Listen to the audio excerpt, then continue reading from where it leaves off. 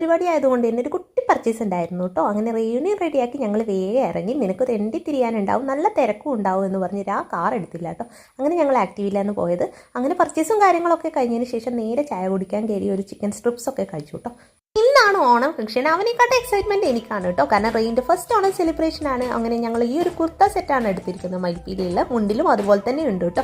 അവന് ഇഷ്ടപ്പെട്ട് എടുത്തതാണ്. അങ്ങനെ ഞങ്ങൾ മുണ്ടൊക്കെ സെറ്റാക്കി അതിന് ശേഷം കുർത്തയൊക്കെ ഇട്ട് റെഡിയായി കേട്ടോ. ഭയങ്കര എക്സൈറ്റ്മെൻ്റ് ആയിരുന്നു അവൻ്റെ ഡ്രസ്സും ഷൂസും ഒക്കെ കാണിച്ചു തരാൻ വേണ്ടിയിട്ട്. അങ്ങനെ അവനെ റെഡിയാക്കിയതിന് ശേഷം അവനെ പിടിച്ച് നിർത്തി മുടി വാരിയെടുക്കുകയാണ്. അതാണ് കേട്ടോ എനിക്കൊരു വലിയ പണി. പിന്നെ അവൻ്റെ സ്കൂളിലേക്ക് ഇതുപോലെ കുറച്ച് ഫ്ലവേഴ്സ് കൊണ്ടുവരണം എന്നുണ്ടായിരുന്നു. എല്ലാം കഴിഞ്ഞതിന് ശേഷം ഫോട്ടോ എടുക്കാൻ വേണ്ടി പോസ് ചെയ്യാൻ പറഞ്ഞപ്പോൾ അവൻ ഇതുപോലെ ബോഡി ഷോ കാണിച്ച് നിന്നു കേട്ടോ. പിന്നെ ഞങ്ങൾ രണ്ടുപേരും ഒരുമിച്ച് ബസ്സിന് വേണ്ടിയുള്ള വെയിറ്റിംഗ് ആയിരുന്നു. അങ്ങനെ കുറച്ച് നേരം വെയിറ്റ് ചെയ്തപ്പോഴേക്കും സ്കൂൾ ബസ് വന്നു കേട്ടോ. അങ്ങനെ അവനെ സ്കൂളിലേക്ക് അയച്ചു. ഇന്നും ഞാൻ ഭയങ്കര ഹാപ്പി ആയിരുന്നു, കാരണം അവൻ ഹാപ്പി ആയിട്ടാണ് പോയത്. ഹാപ്പി